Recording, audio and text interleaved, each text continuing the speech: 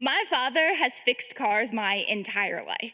Growing up in Motor City, most of my memories of him take place in our driveway. I remember the slick of sweat across his forehead, the grease gathered beneath his fingernails, in a garage full of unfinished attempts. He is really good at finding ways to make things work.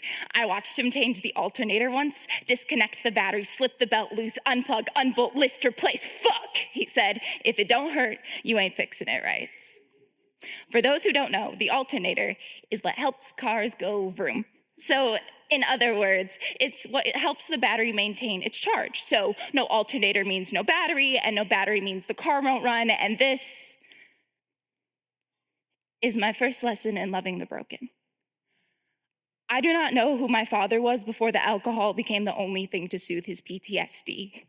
Before the doctors gave him suicidal ideation instead of solutions, before the medical industry saw a deadbeat father instead of a recovering one.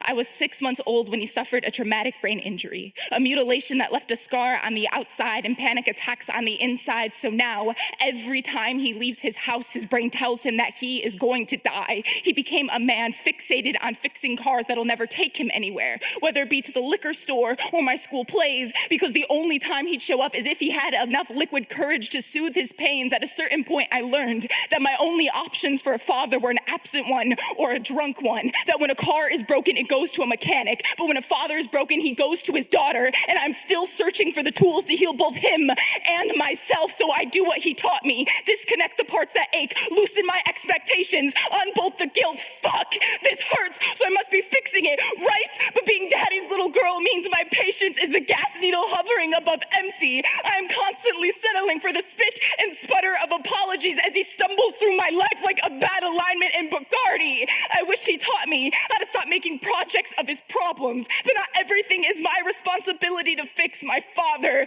taught me everything I know about relationships except how to tell when one's unsalvageable. Like one time, while driving, he popped a Xanax, then downed a bottle of Smirnoff just to get me to a doctor's appointment. And this is my first lesson in being loved by the broken, of having someone show up for you in all the ways you did not need them, of having a father with the drive to fix everything but our relationship. He used to have a 2002 Dodge Caravan, and one time the key broke, so he jammed a flathead screwdriver into the ignition, and while driving home, the door fell off, so he spent that whole way back holding it all together. He refused to let it go.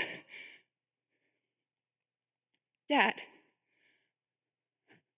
I wish you treated fatherhood the same way.